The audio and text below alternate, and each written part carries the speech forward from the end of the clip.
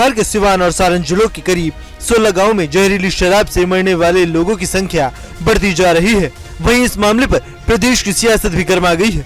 एक तरफ जहां बिहार में जहरीली शराब का मामला सामने आ रहा है, वहीं दूसरी तरफ अब राज्य सरकार की नीतियों पर भी सवाल उठ रहा है। जी हां, बिहार में हुई शराब पीने से घटना मामले को लेकर अब सियासत तेज हो गई है, जिस पर अब बिहार बीजेपी प्रदेश अध्यक्ष दिलीप जायसवाल ने भी अब विवादास्पद बयान दिया है, जिसके बाद एक बार फिर से बिहार में सियासी घमासान बढ़ गया। जब दिलीप जायसवाल से पूछा गया कि क्या लोग शराबबंदी कानून खत्म करने की बात इसलिए कर रहे हैं क्योंकि इससे सरकार को रेवेन्यू मिलेगा, उसके जवाब में उन्होंने विवादास्पद बयान दे दिया और कहा कि अगर पैसा और रेवेन्यू ही लाना है तो कोठा खोल दीजिए। जो लोग शराबबंदी हटाने की बात करते हैं उनकी शराब माफियाओं से संबंध है। हम सरकार से मांग करते हैं कि इन संबंधों की जांच कराई जाए। जब तक शराब इस बिहार में चल रहा था, जो समाज के हालात थे, जिस तरीके से विशेष करके महिलाओं पर उत्पीड़न होता था और शराब पीकर लोग जिस तरह अपराध की घटना करते थे,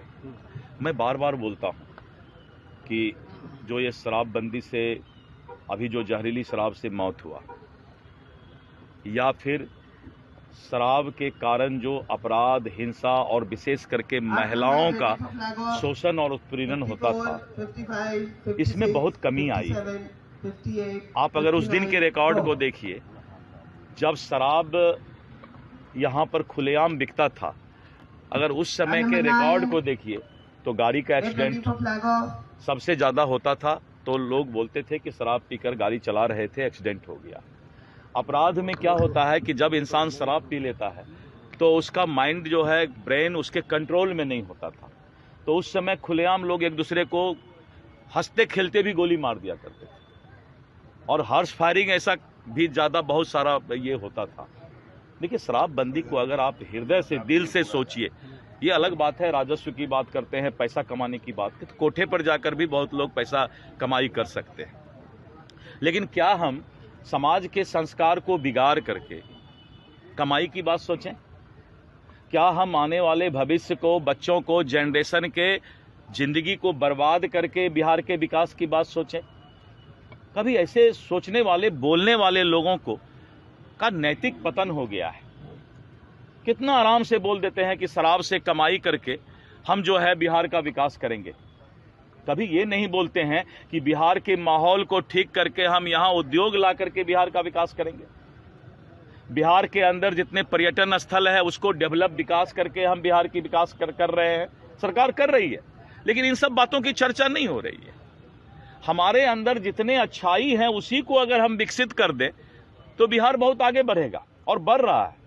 लेकिन ये बार बार बोलना कि शराब खोल करके, देखिए मैं बता देता हूं, जो नेता बोल रहे हैं, जनता समझ रही है कि जो नेता बोल रहा है कि शराबबंदी को खुलवा देंगे, उनका शराब माफिया के कहीं न कहीं प्रभाव में वो है। और इस बात की जांच होनी चाहिए कि जो नेता बोल रहा है कि शराबबंदी हम खुलवा देंगे, शराब माफिया से उनका क्या रिश्ता है, इसका अब जांच होगा। मैं सरकार से अनुरोध करूंगा कि इसकी जांच कराई जाए। दिलीप जायसवाल के बयान से अब और भी ज्यादा सियासत गरमाने लगी है। वहीं बिहार में जहरीली शराब से मौत पर प्रदेश के उप मुख्यमंत्री विजय सिन्हा और राज्यसभा सांसद उपेंद्र कुशवाहा का भी बयान सामने आया है। बिहार के उप मुख्यमंत्री विजय सिन्हा ने कहा कि शराब के धंधे से लोग जुड़े हैं, वे राष्ट्रीय जनता दल के लोग हैं। शराब को धंधा बना रखा है। सरकार गंभीर है और सरकार कार्रवाई कर रही है, किसी को भी छोड़ा नहीं जाएगा। इसके साथ ही बिहार में फिर से जहरीली शराब के मामले पर सियासत गरमाने लगी है।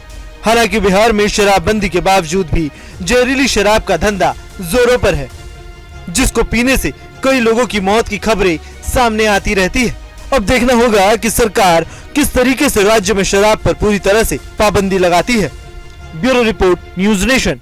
न्यूज नेशन अब व्हाट्सएप पर खबरों के ताजा अपडेट के लिए न्यूज नेशन के इस QR कोड को स्कैन करें।